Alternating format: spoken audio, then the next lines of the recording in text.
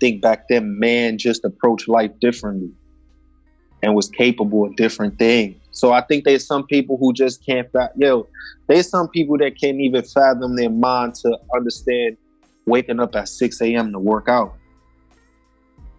Like, there's some people who will look at you and be like, yo, I don't even know how you do it, bro. Like, it's just the furthest thing in their mind, or understanding other things. So I just think man, right, compared to a man in 2020, if you took from our ancestors, would be able to identify different forms of plant life, different forms of species. You know what kind of bug that is. Our ancestors knew what kind of fly that was, or they knew what kind of plant they were eating. As of now, in 2020, you know, the average Latino or black man can't identify 2 different forms of plant life if it ain't marijuana. You know what I'm saying? Like, so I totally agree with you 1,000%. I think life is just approached at a different fashion. I think there was no time for distractions. So I also think that they prayed, they did nothing but worship back then.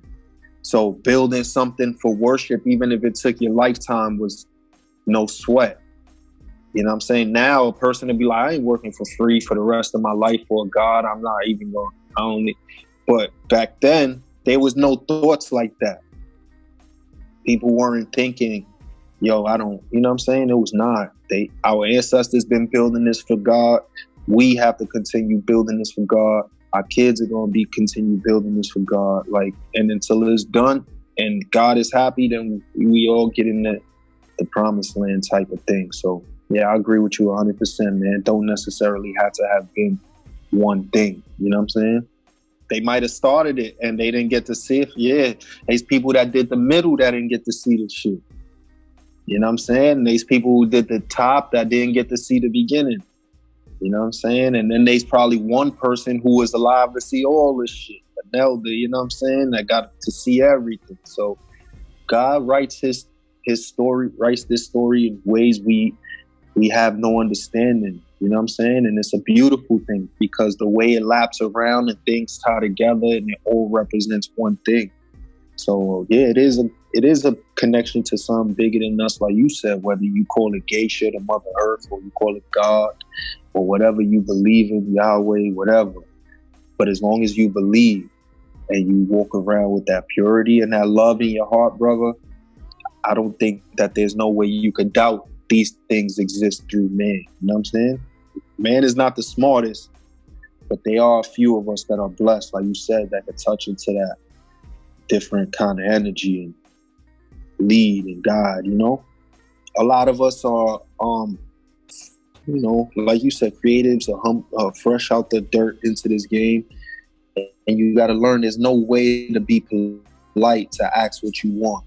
When you're asking for something you want, there's no, you know, that humbleness or that little ounce of timidness in you. It doesn't apply here.